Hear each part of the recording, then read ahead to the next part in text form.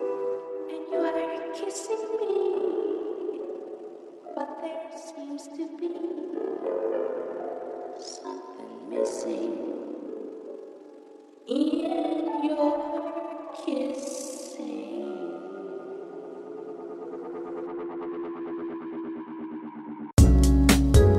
I started making music at a very early age, so from the age of 6 I started to play the piano, and one day I went round a friend's house and he had a PC with Cubase and he was showing me, he asked me to come and play some keyboards, and I was just like, I remember being like blown away by what you could do on the computer. I was like, really? You can do all that on a computer now?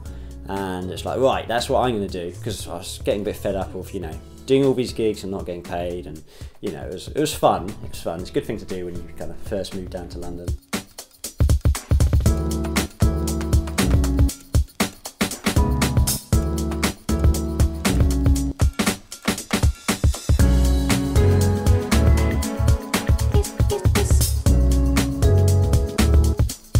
I'm very fond of my Fender Rhodes.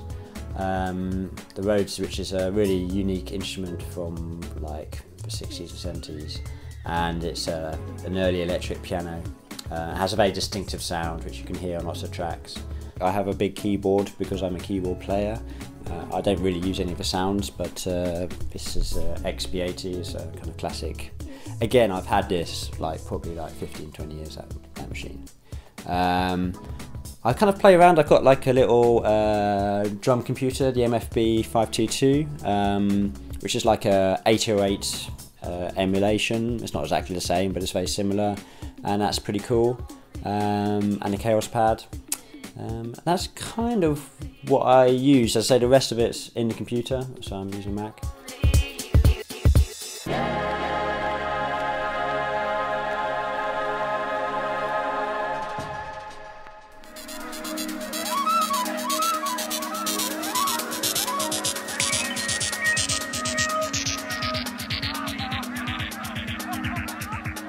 I love London. I think London is an amazing city, and I think the people that live here in general are very open, and they're very, you know, kind of laid back, and they're not pretentious.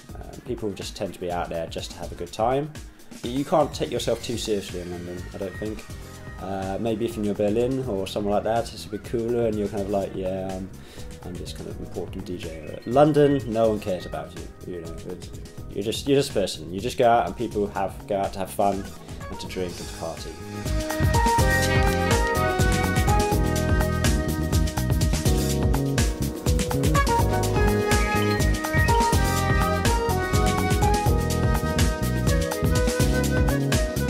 There's two things I've done in my life, pretty much. One was music, which I've done since I was like a young boy. The other thing I've always done really interested in was computers, and so I used to make video games for Sega and companies like that. And my interest in technology has really continued to this day. So when I'm not writing music, I have a small business, and we do like sort of creative technology stuff. So we're doing virtual reality, we're doing real-time projections for music. It's really about fusing technology with the arts, and I would say that's very much influenced my tracks over the years. Is that, you know, kind of now I think they work.